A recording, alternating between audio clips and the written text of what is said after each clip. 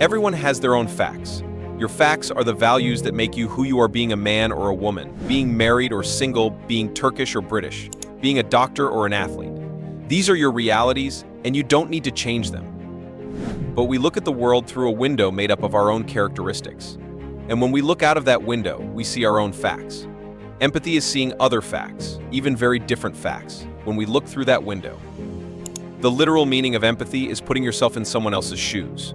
It is easy to say, but difficult to apply, because this is the second step, the hard one. The first step is knowing yourself and being able to question yourself.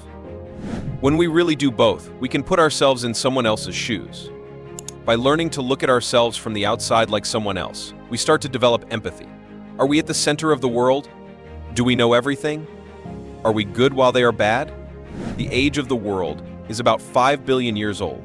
Who knows what happened in the world during these 5 billion years?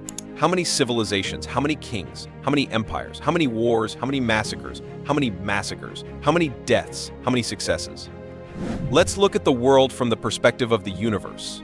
In reality, we are not even a speck of dust. Of course, we are alive, but when our ego is swollen, we need to look at ourselves from the perspective of the universe. Unfortunately, in many countries today, men are considered superior to women. In fact, in large companies in most European countries, CEOs are usually men. However, we need to face the reality that men and women are not different in terms of intelligence. One sex cannot be superior to the other. We say that men and women are equal. In fact, we can even say that women are superior because they are fertile. If we compare ourselves with animals, we humans are not superior as a species. Imagine a cheetah can run faster than you, a turtle lives longer than you, a dog smells better than you, a bat sees better than you, and birds find a better way than you. Sometimes you can't even find your way with Google Maps. You see, we are not even superior to animals. When you look at the world map, which country do you look for first? Not your own country? Everyone is proud of their country, flag, and nation. But there are also 194 other countries in the world recognized by the United Nations apart from ours. When people in those countries look at the world from their own perspective, they are proud of their flags, states, and nations.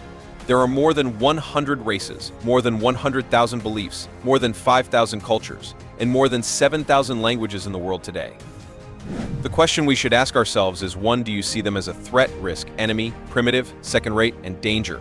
2. Do you see all these differences as the flow of life, natural, authentic, diversity, synergy, and wealth?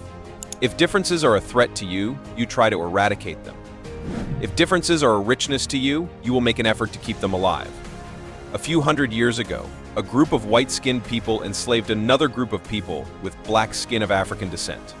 They considered it normal. They even saw it as right in themselves. But history has shown that being white doesn't make you any higher than being black.